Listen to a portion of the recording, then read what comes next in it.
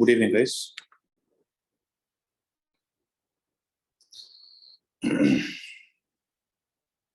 So, in yesterday's class, we have discussed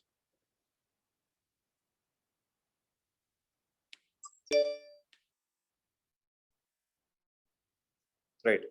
So, in yesterday's class, we have discussed what is the relation with what is the speed of transverse wave in a stretched string, right? Then we saw what is the speed of sound wave, that is a longitudinal wave in a solid medium, liquid medium, and gaseous medium. And in gaseous medium, we understood that according to Newton's formula, it comes out as root of P divided by rho.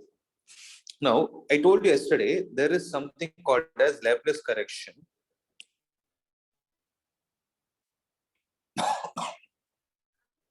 So, what did Newton assume? So, Newton assumed that sound travels in air under isothermal conditions. The next scientist Laplace made a correction that sound travels in air medium not under isothermal condition, rather under adiabatic condition. So what is the formula for adiabatic condition? We know that PV power gamma is equal to a constant, right? When PV power gamma is constant, then what is going to be the velocity is what we are going to see. Now listen, if I differentiate on both sides, then I get P into gamma into V power gamma minus 1 into dV plus V power gamma into dP is equal to 0, which is gamma into P into V power gamma minus 1 into dV is equal to negative of V power gamma into dP. So I'll bring this V power gamma this side and take dV to the other side. This implies gamma into P into V power gamma minus 1 divided by V power gamma is equal to negative of dP divided by dV. This implies gamma into P into, this will come out as, see, V power gamma minus 1 is V power gamma divided by V. So this and this will get cancelled 1 by V times. This is equal to minus dV divided by, sorry, dP divided by dV. So from this I can conclude gamma into P is equal to minus dP by dV into V. This V will come to the denominator and it will come out as minus dP divided by dV divided by V, which is equal to gamma into P. But we know the fact that negative of dP divided by dV by V is nothing but the bulk modulus. So we already know that the velocity of air in air medium, velocity of sound in air medium is given as root of B divided by rho, and B in this case is going to be gamma P divided by rho. So this is going to be the final expression.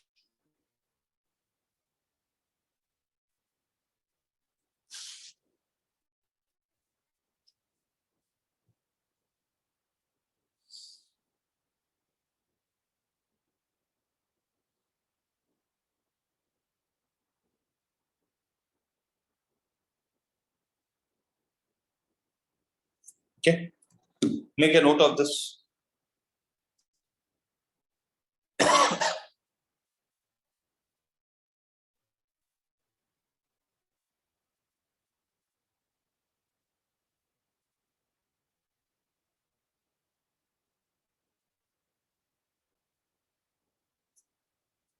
Right.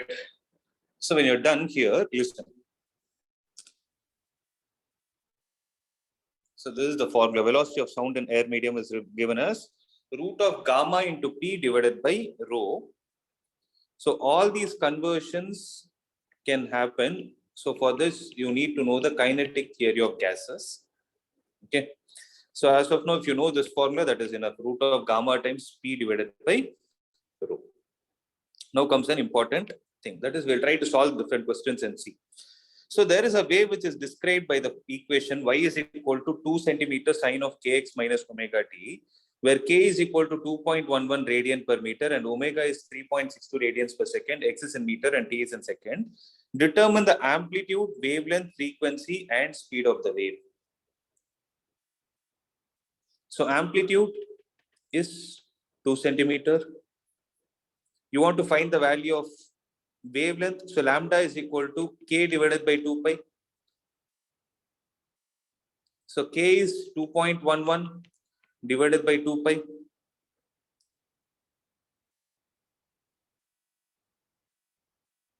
Wait, I made a mistake. K is equal to 2 pi by lambda, which implies lambda is equal to 2 pi divided by k. So it will be 2 pi divided by 2.11. So this is the value of lambda. Right. So these many meters. Similarly, if you want to find the frequency you can find it from omega. We know that omega is equal to 2 pi into f. So f is equal to omega by 2 pi. So 3.62 divided by 2 pi. This will give you the frequency. Then what about the speed of the wave? So speed is equal to distance by time. So lambda into f. So lambda you have already found it out from here. F you have found it out from here. So 2 pi by 2.11 into 3.62 divided by 2 pi. This and this will get cancelled. The speed will give you these many meters per second. Clear, guys?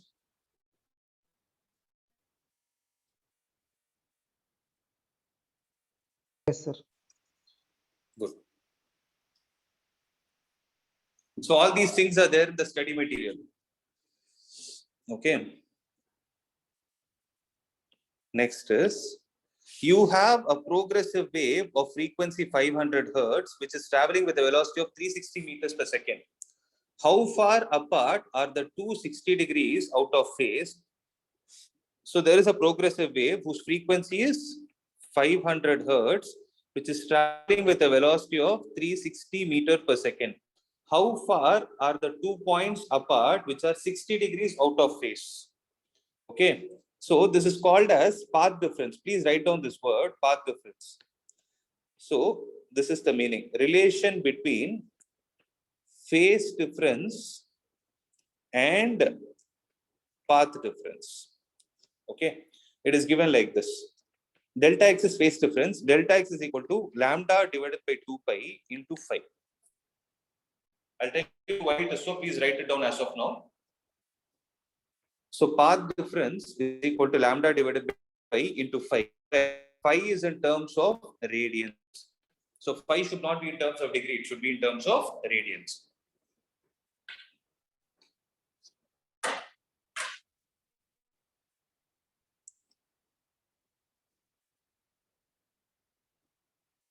Okay. So listen to this.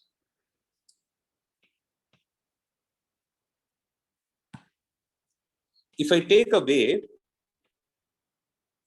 then if I take this and this, so when the phase difference between any 2 points is 2 pi radian, can I say the equivalent distance covered by the wave is 1 wavelength? Similarly, if I two random points, and if I say the phase difference between those 2 points is phi, then the corresponding path difference, I'll call it as delta x. Then using unitary method, we'll get delta x divided by lambda is equal to phi divided by 2 pi. So lambda will go to the other side. That is why I wrote delta x is equal to lambda by 2 pi into phi.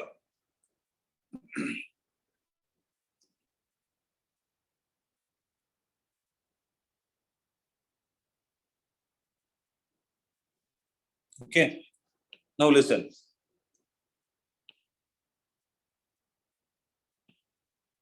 So delta x is equal to lambda divided by 2 pi into phi, or phi divided by 2 pi into lambda is also right. So we don't know what is lambda. Frequency is given, velocity is given. Will you be able to calculate lambda?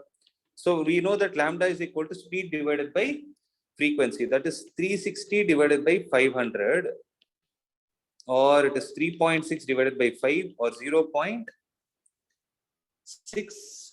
sorry, 0.72.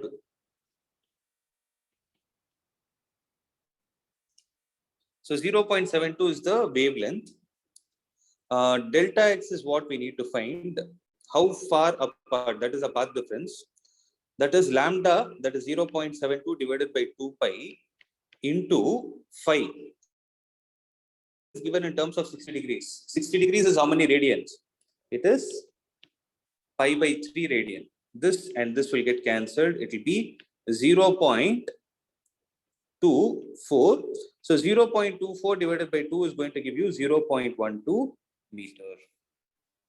So this was the meaning. 0.12 meter will give you the answer.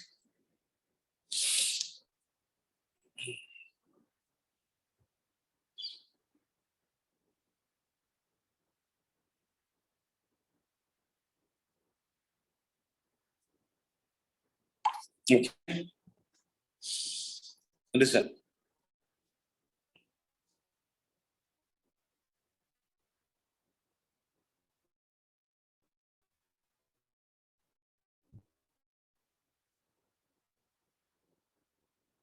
So other problems I would suggest you to. So this problem you guys can do it. Now let me do this one. There is a uniform rope of length 12 meter. This is 6 kilogram. Hangs from a rigid support.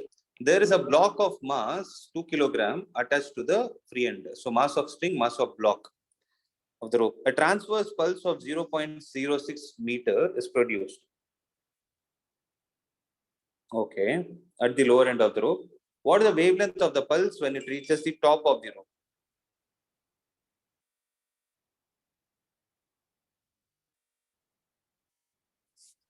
So what is the wavelength when it is reaching the top of the rope? So now listen to this question carefully. So there is a string and there is a block of mass 2 kilogram. So what is the mass of the string? It is 6 kilogram. Mass of the block is 2 kilogram. Now there is a pulse which is created at which point? At the lower end. So at the lower end, wavelength, so I'll say lambda at the lower end, 6 meter. Okay. Now, what is the tension at the lower end? So tension at the lower end is occurring only due to the 2 kilogram block. So tension at the lower end will be 20 Newton if I take the value of G as 2. Sorry, G as 10. Similarly, lambda at the upper end is what we need to find. The tension at the upper end will be due to the 6 kilogram block plus 2 kilogram. So it is going to be 80 Newton. Okay. And we know the fact that the speed, the velocity, the speed of the wave, the transverse wave on the string is given as V is equal to root of T divided by mu. So V is directly proportional to root of T. So V2 divided by V1 will be equal to square root of T2 divided by T1. So square root of, what is the value of T2, guys? So what is the value of, that is 80 divided by 20. So 80 by 20 is 4, so this gives you 2. Velocity at the upper end is equal to 2 times the velocity at the lower end. So 2 into, what is the velocity at the lower end? It is lambda 1 into F1, or I can say lambda 1 into F. That wave is going to be a constant because it's a characteristic of the source. So this will be lambda 2 into F, this and this will get cancelled. Lambda 2 will be equal to 2 times lambda 1, or it is 2 into 0.06, or it is 0.12 meter.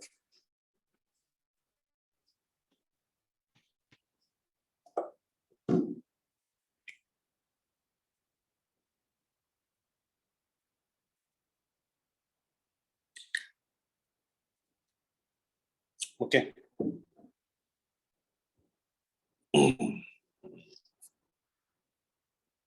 Is it clear?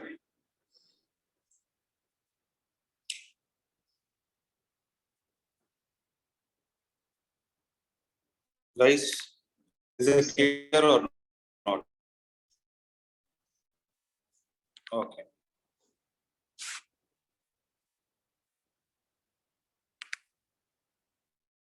No, listen.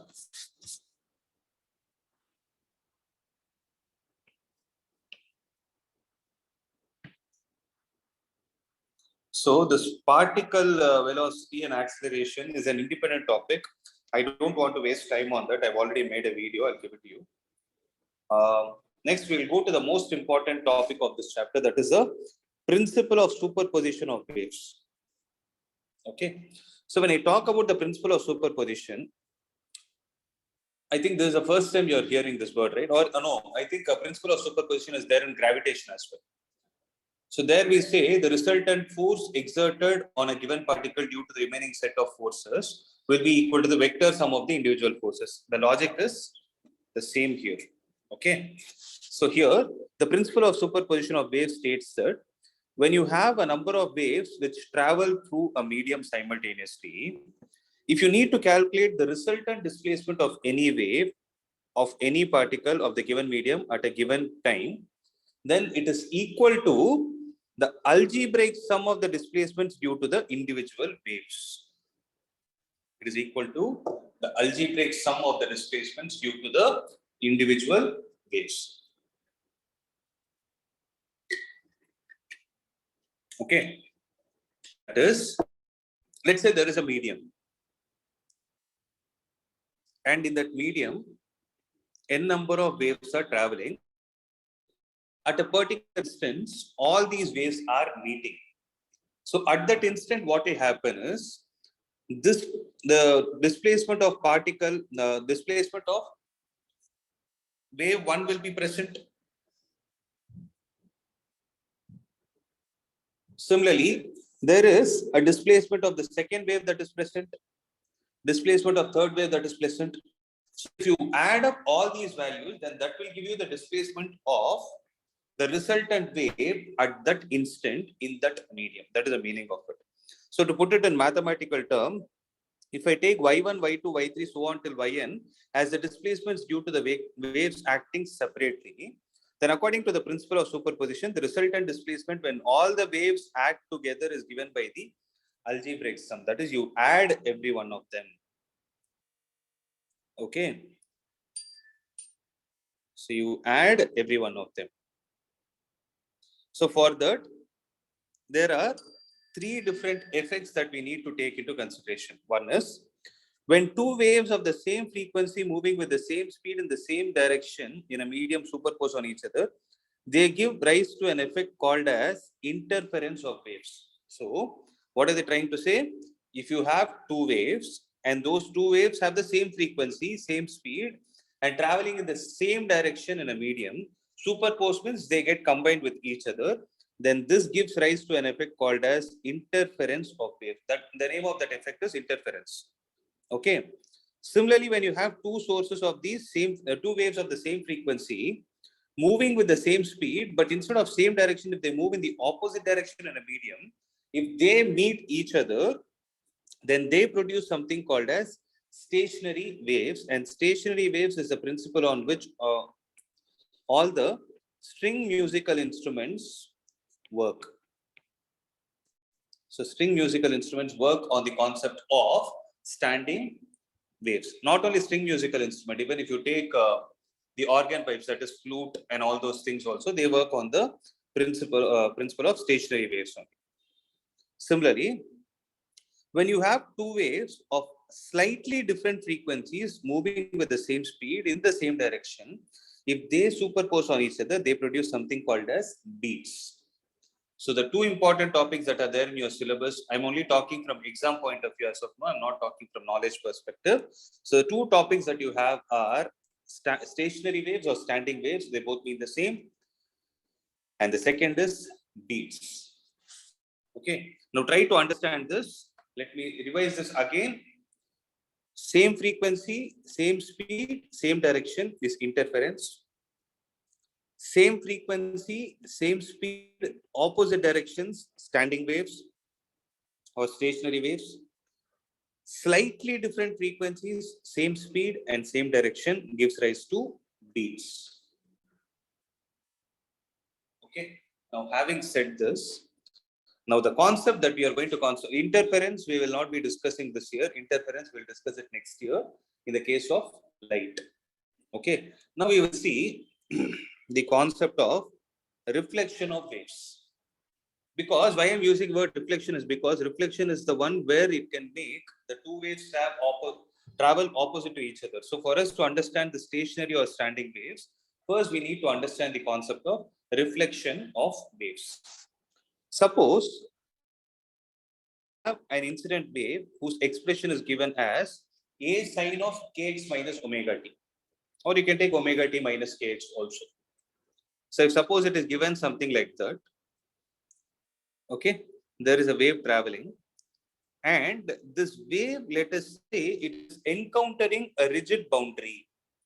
Rigid boundary means it is like a wall or a fixed support, something like that. Then what will happen is, as soon as it encounters a rigid boundary, reflected back with a phase change of pi, means if the wave went like this, it will take a phase change and come in this way. Okay, this is what happens when it is striking a rigid boundary.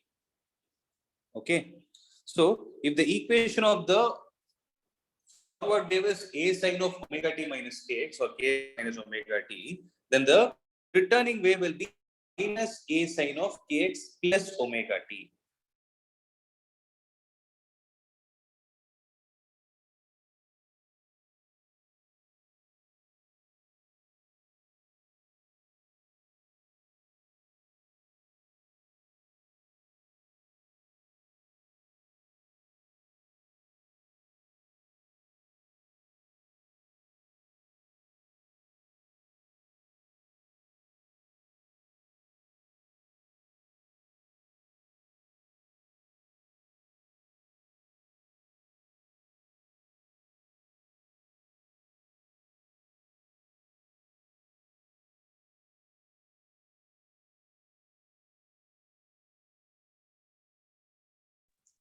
Sir?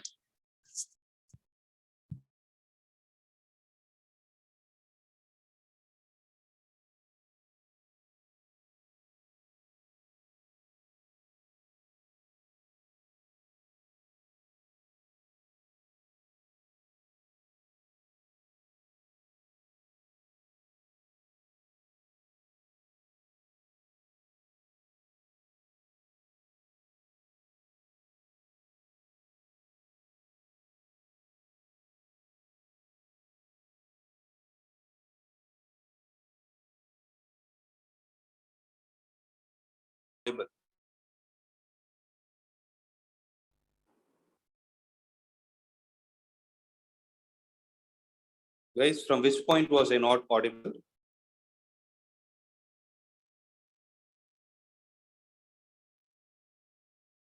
Can someone respond?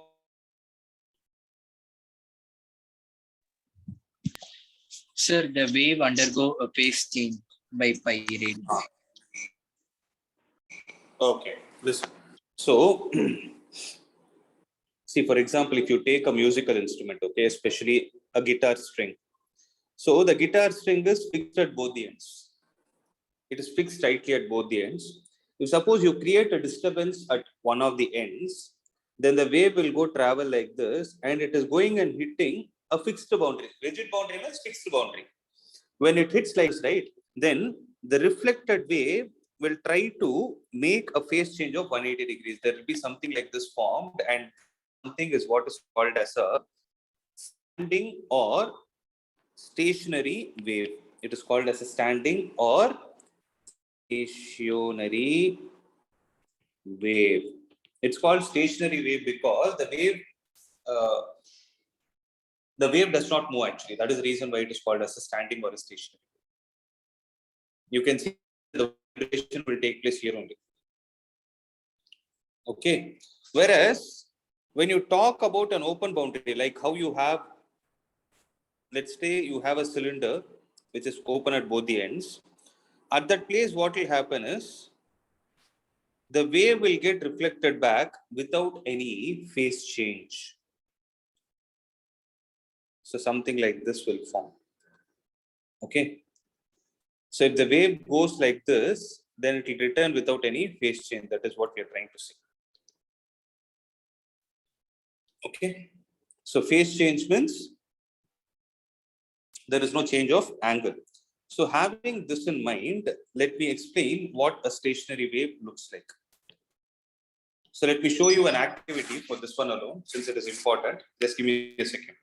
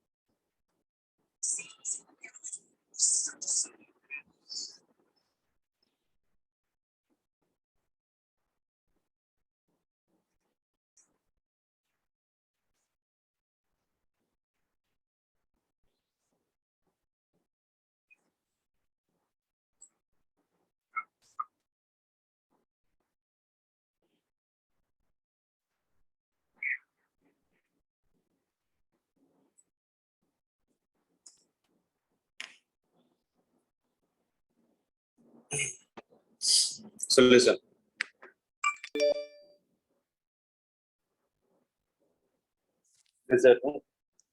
So standing waves that are generated by string vibration. Observe, there is a string which is fixed at both the ends and enough tension is given to it.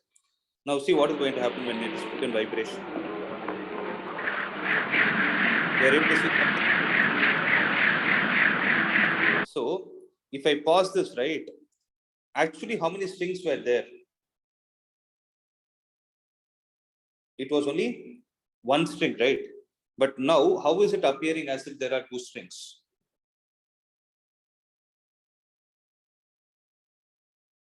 Now how is it appearing as if there are two strings? It is because they are getting reflected back. Guys, I need some response, okay? Are you able to understand or not? Yes, sir. So it is appearing as if there are two strings because actually what is happening, if you see, there will be a dark line and there will be a lighter line. I'll show you. I'll take a screenshot of this.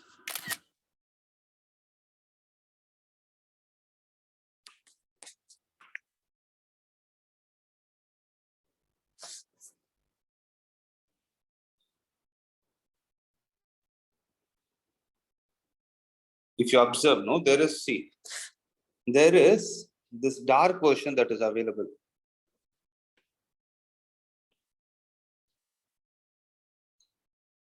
This is the actual string, which is the incident wave. So at this point, what is happening? Since it is a fixed boundary, it is appearing as if it is reflecting back, and this part is there, right? That lighter version is actually the reflected ray, but it is appearing as if this wave is at rest, right? Generally what happens, the wave will appear as if it is traveling continuously, like how you see this beach water and everything. But here, how is it appearing? It is appearing as if it is at rest itself. So due to this, what is going to happen? We are going to conclude that this is a stationary wave. You're able to understand? So now our job is to derive the equation for the stationary wave, and there are certain points, right, where this reflected ray is meeting something like this. So here, if you observe, the amplitude is maximum. So wherever the amplitude is maximum is the point which are called as antinodes. And the points where the amplitude is least is what is called as a node. So these are called as nodes, N-O-D-E-S. Okay. Now we are going to see mathematically how this antinode node are getting formed. Okay. So basically, what is it? A stationary wave is formed when two identical waves traveling in the opposite direction along a straight line interfere. Interfere means they superpose on each other. The superposition of these two waves will give rise to a stationary wave, and formation of stationary wave is possible only in a bounded medium. So you need a medium for which is just bounded. Okay. Now I'm going to derive the equations. Concentrate, guys. So if I say y1 is equal to a sine of kx minus omega t, then what will be the value of y2?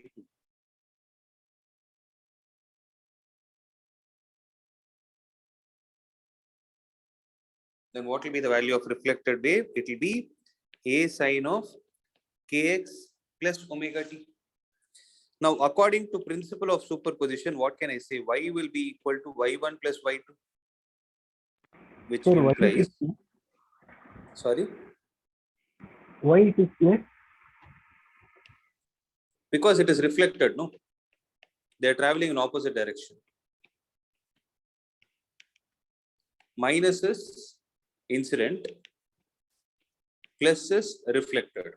Because they both are traveling in opposite direction. If this is traveling in positive x direction, the reflected wave will travel in negative x direction.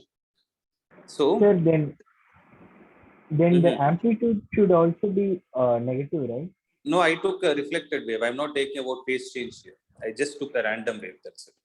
I can take either of the cases because I didn't mention whether it is a rigid boundary or this is a general equation. The topic that you can write is conditions for formation of node and antinode. So condition for the formation of node and antinode. That is what we are concerned about. So y is equal to y1 plus y2. So a sine of kx minus omega t plus a sine of kx plus omega t. Okay, y will be equal to a into sine of kx minus omega t plus sine of kx plus omega t. Okay, so y will be equal to a into what is sine c plus sine d?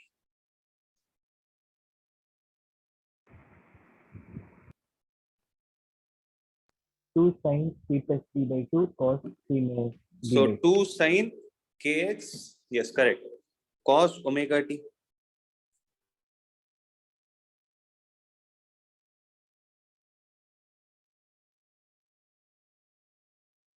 Yes, sir. Right, right. Can I say it like this? Now listen.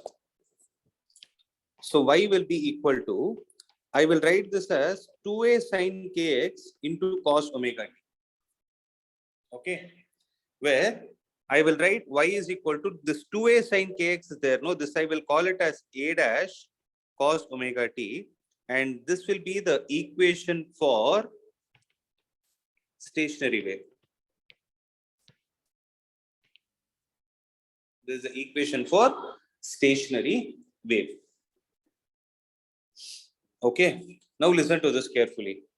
What is this a dash? A dash is 2a sine kx, means a dash, the amplitude, that is the amplitude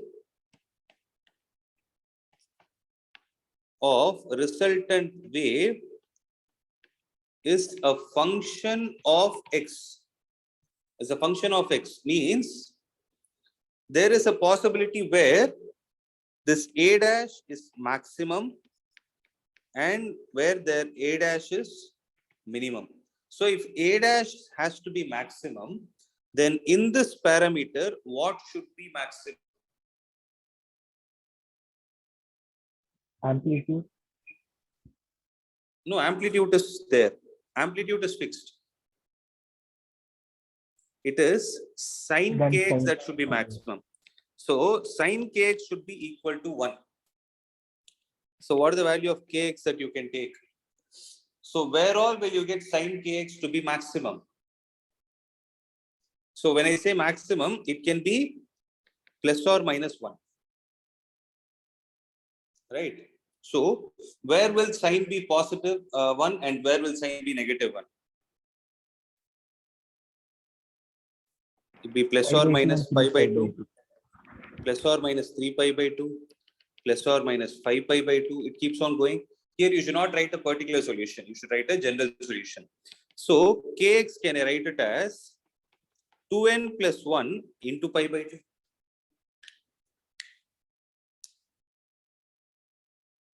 Right? See, 1 pi by 2, 3 pi by 2, 5 pi, 1, 3, 5, all these things are odd numbers. So kx is equal to 2n plus 1 into pi by 2. But kx is already 2 pi by lambda. 2 pi by lambda into x is equal to 2n plus 1 into pi by 2. Pi and pi will get cancelled. Then x will be equal to 2n plus 1 into lambda divided by 4. So these are all the places where there is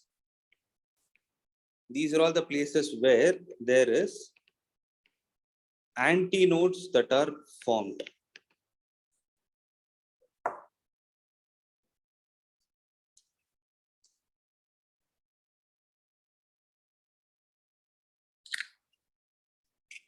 Because antinodes only means the amplitude is maximum.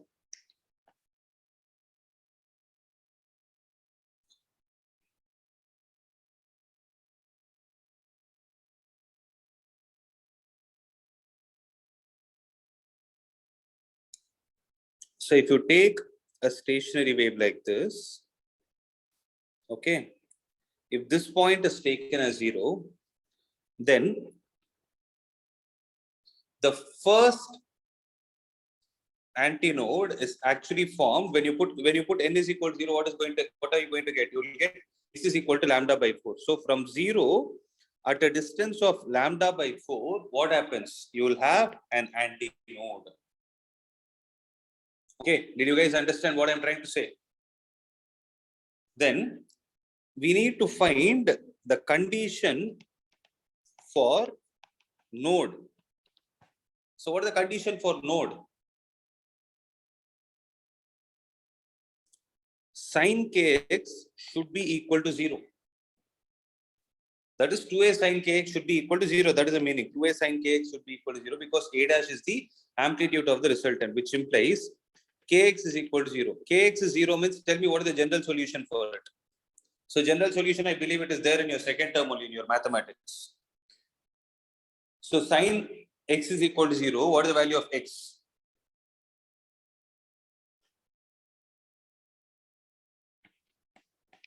It is n pi. If you have not revised general solution, go and check your trigonometric equations. So k is 2 pi by lambda into x is equal to n pi. Pi and pi will get cancelled. X will be equal to n into lambda divided by 2. Where in this case n belongs to z. Here also n belongs to z. Now if you see, if I put n is equal to 0, I'll get the first node. N is equal to 1, I'll get the second node. So when I put n is equal to 0, the first node is at 0, n is equal to 1, the second node is at lambda by 2. So if this is 0, then this will be lambda by 2. So the midpoint of 0 and lambda by 2 is what? Lambda by 4. Similarly, where will I get the third node? N is equal to 2. If I put, I'll get lambda. Are you guys able to understand what I'm trying to say? Yes, sir. Yeah, this is very, very important.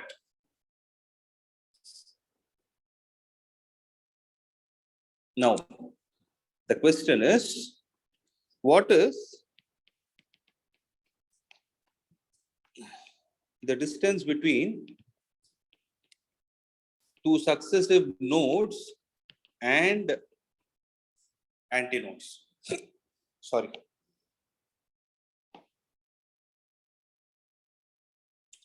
So, when I say distance between two successive nodes, I can say distance is equal to n plus 1 times lambda by 2 minus n lambda by 2. Because n lambda by 2 will give you the nth node. N plus 1 lambda by 2 will give you n plus 1th node. So if you take the difference between those two, you will get the answer as lambda by 2. So when you take the distance between two successive nodes, it is lambda by 2. Means if you take consecutive nodes and you try to find the difference between, it comes out to be lambda by 2. Similarly, what is the distance between two successive antinodes?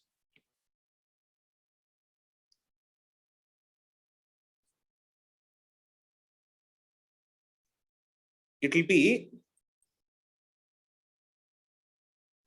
see, for example, I'll take this thing, okay. Let's say distance between third node and second node. What will I get? So third node will be at a point 5 lambda by 4 minus second node will be at 3 lambda by 4. Okay.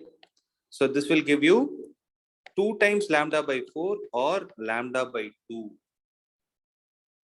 So the distance between two successive nodes or distance, antinodes.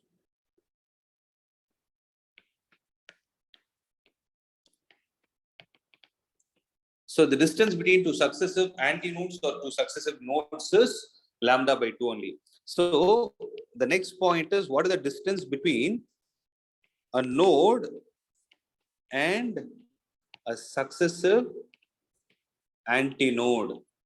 It will be lambda by 4.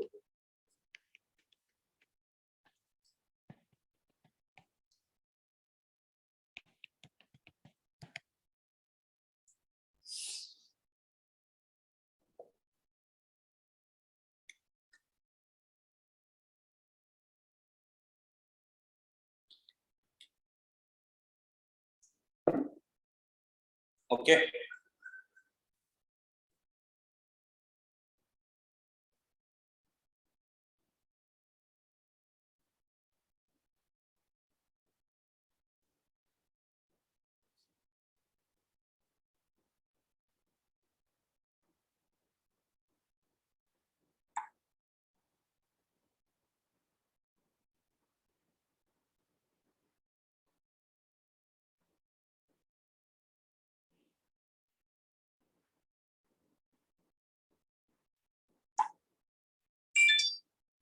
Done?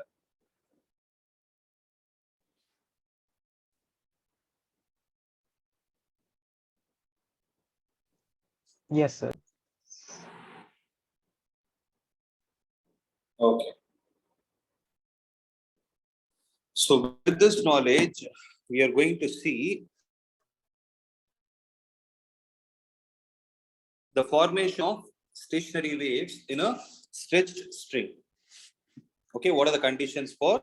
So what should be the length of a particular string for which you need to generate this amount of frequency? So if I take a stretched string, so write down the heading as stationary transverse waves. Okay. So if I take a string of length L and we have a vibration to the string in such a way that there is only one standing wave that is formed. So this is the meaning of one standing standing wave. Then what would be the frequency that will get generated is what we need to see. Okay, it's very simple. If you concentrate, you will get the answer. So if this point is at a distance of lambda by 2, then what is the distance between these 2 points in terms of wavelength? Distance between these 2 points in terms of wavelength is lambda by 2. So this lambda by 2 should be the value of length of the. Okay. So lambda will be equal to 2 times L. But what is lambda in terms of frequency, guys?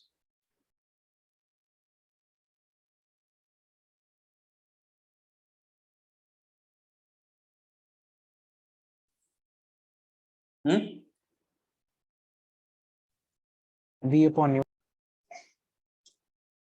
So it is V divided by F is 2L, which implies F is equal to V divided by 2L.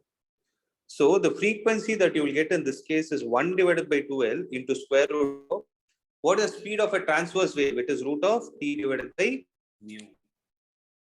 And this wave is called as the first harmonic, and this frequency is called as the fundamental frequency.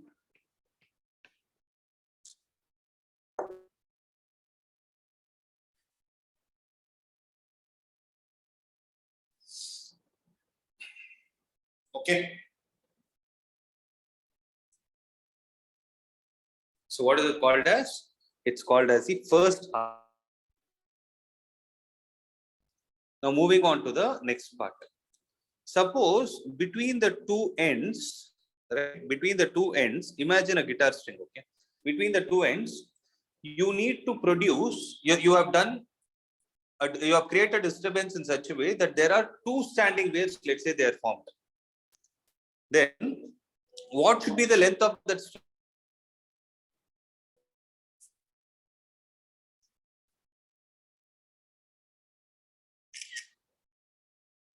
Then what should be the length of that string?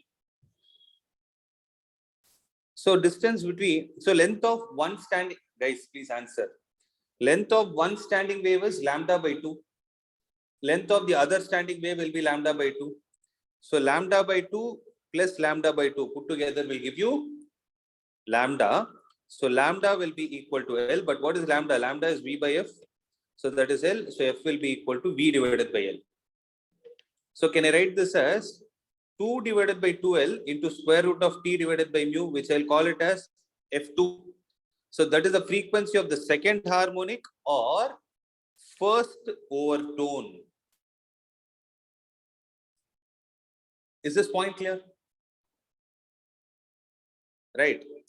Now, having the same logic in mind, let's say for the same guitar string, instead of forming two standing waves, you have formed three standing waves. Then what will be the length of the string? L will be equal to, so one standing wave's length is lambda by 2. 3, so it will be 3 lambda by 2. So lambda will be equal to 2L divided by 3. Or I can write it here itself. No. Lambda is equal to V divided by F. So 3V divided by 2F. So F will be equal to 3V divided by 2L or 3 divided by 2L into square root of T divided by mu. This is F and this is 3. So this is called as the frequency of the third harmonic or second overtone. If I keep on writing it like this, then what will be the frequency of the nth harmonic, guys? So Fn is frequency of nth harmonic or dash overtone. Tell me what is the dash?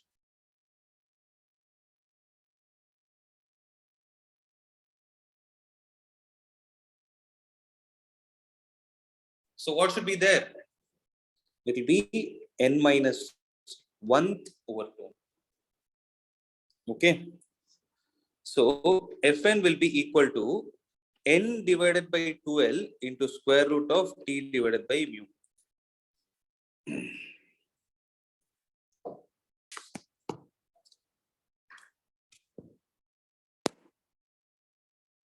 Is it clear?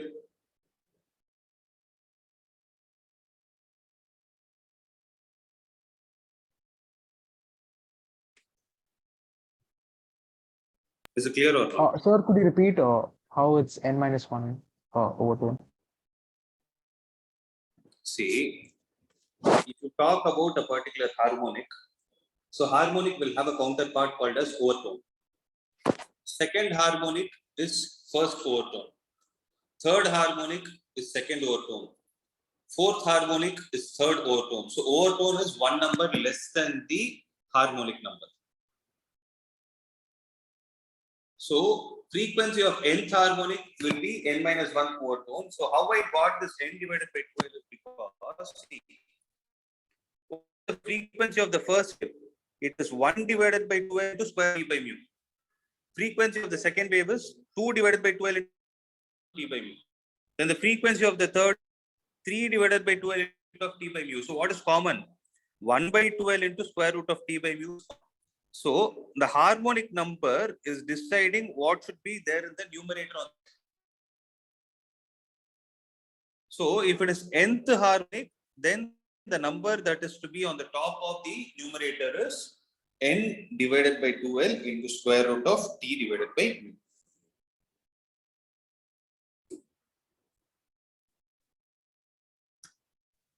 Understood, sir.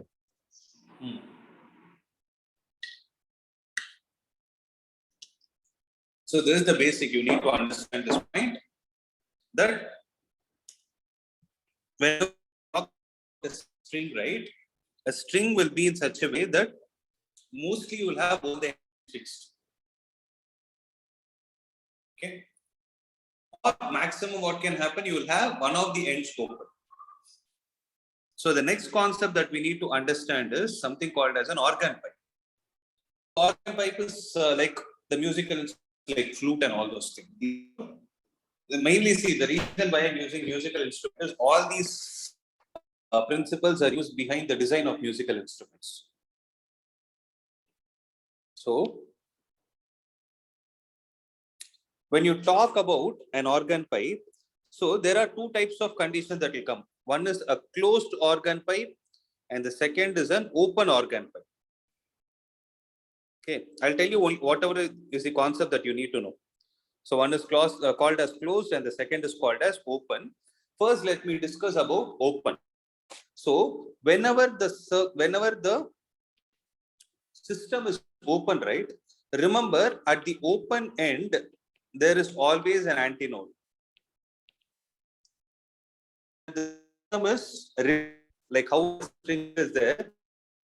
Fixed ends will always produce nodes, and the open ends will also produce antinodes.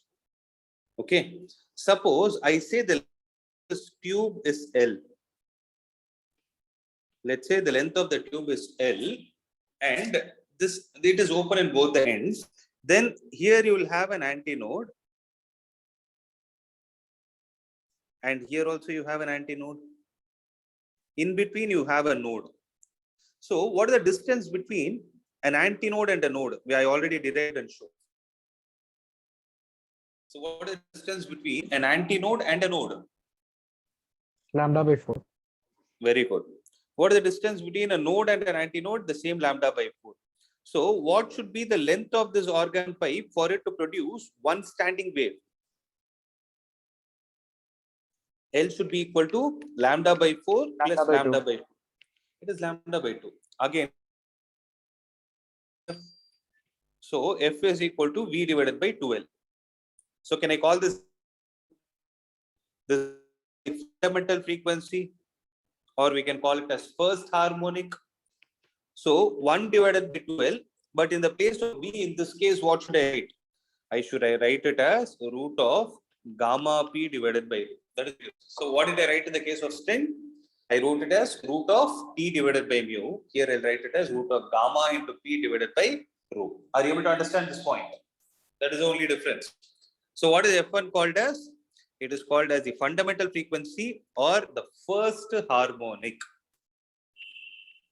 In a similar way, guys, if I want in an open-ended organ pipe, I want two standing waves formed.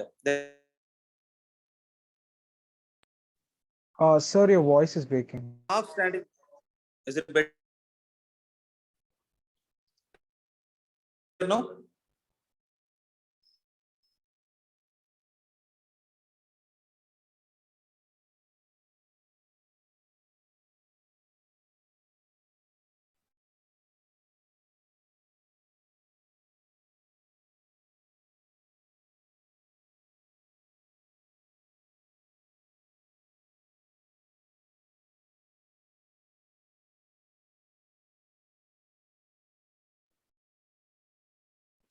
Guys, is it better now?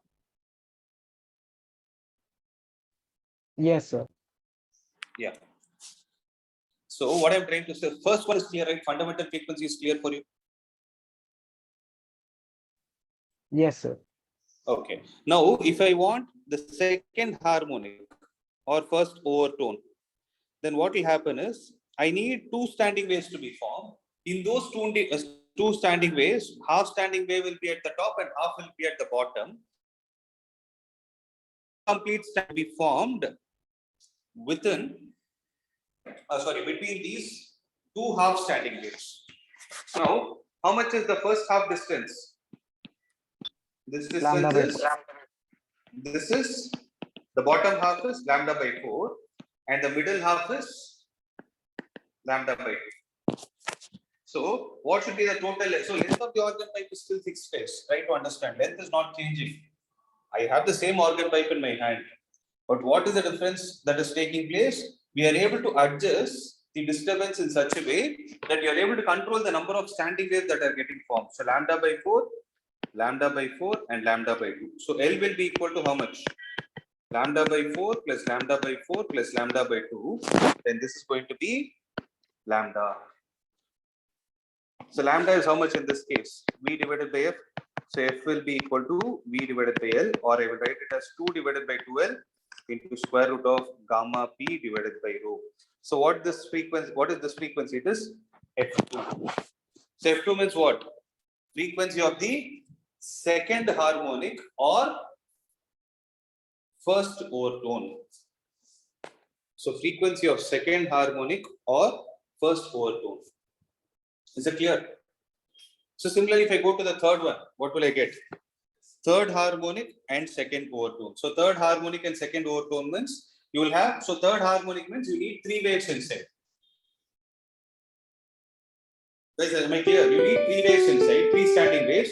So you will have two full standing waves and one half standing wave at the top and the other half standing wave at the bottom. So if you try to solve this whole thing, right, what you are going to get is, you will get the same result that we got with respect to a string, except the fact that instead of root of P by mu, you will write it as root of gamma P divided by mu. That is the only difference.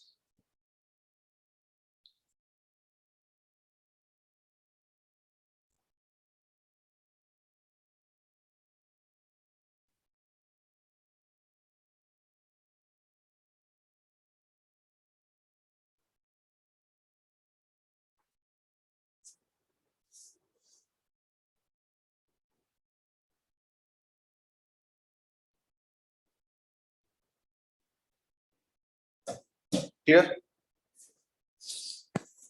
Okay. So in tomorrow's class, we'll discuss about the closed organ pipe and beats. With that, this chapter is over. Okay. So with respect of kinetic theory of gases, right? I cannot rush and teach. So what I will do is, throughout the week, guys, everybody is there? Are you listening to me? So for kinetic theory of gases, which is the only chapter that is left out, like how I gave it for oscillations, I'll break it into chunks and give it to you. You go through this, go through that chapter during the course of the week itself at your comfortable time. The reason why I'm doing it is not as important as this chapter, but from your exam point of view, I've covered everything that is needed. I've actually taught in depth itself. I'll break it into chunks and give it to you so that time will get saved. So you can work on that and let's see. If you need any help, you can reach out to me on the student support number. So that's it from my side for today. Any other doubts? Sir, I have a doubt. Tell me. Sir, in the second degree or third degree frequency, then what is the use of calculating the lambda by 2? Like the length? Which one? Lambda by 2. Where am I calculating lambda by 2? Sir, everywhere we are writing denominator as 2L only, right? But when Sir, you're doing for F2, right, you're getting V by L. So to make the denominator 2L only, I multiplied and divided with. Everybody understand? This one. So you're asking about this only, second harmonic. Yes, sir. Yeah, the reason is when you actually solve it, you are getting V by F. No, so F will be equal to V divided by L. But everywhere else, if you see, you will get 2L in the denominator. So to make this as 2L, what am I supposed to do? Multiply and divide it with 2. It is then I can write the nth harmonic as n divided by 2l into square root of gamma p by rho. If I don't multiply and divide with 2 here, right, it will confuse the whole pattern. That is the reason I did it. Here. Sir, so we are calculating the lambda by 4 just to calculate the value of n. Not to calculate the value of n. You are calculating this lambda by 2 to find, you see, the main important of any musical instrument is not to produce wavelength, it is to produce frequency. That is the sound you are able to hear, right? That sound has a particular frequency associated with it. Depending on how much disturbance, how much amount of disturbance you are creating, the frequency will change. So if you are able to create a disturbance where only one standing wave is formed, then frequency will have this value. Whereas if you are able to disturb in such a way, it is, if you know the concept of octaves, it is something like octaves only. If this has a frequency of 250 hertz, then if you are able to create two standing waves, right, then it will have a frequency of 500 hertz. If you are able to create three standing waves, then it will have a frequency of 750 hertz. It is something like this. So basically, if you see 1 by 2l into root of gamma p by rho is there, right? That is a fundamental frequency now. Every other frequency is getting multiplied with a subsequent number. It is getting multiplied either twice, thrice, 4 times or something like that. You're able to understand this point? Yes, sir. In which this length plays an important role. Suppose tomorrow I give you a bamboo stick and ask you to design a flute. You should know what is the length I need to take into consideration so that I'm able to generate this amount of frequency. That is the reason why we are doing it. Understood, sir. Yeah. Okay. So tomorrow we'll see closed organ pipe and beats, guys. That's it from my side. We can wind up. Thank you, sir.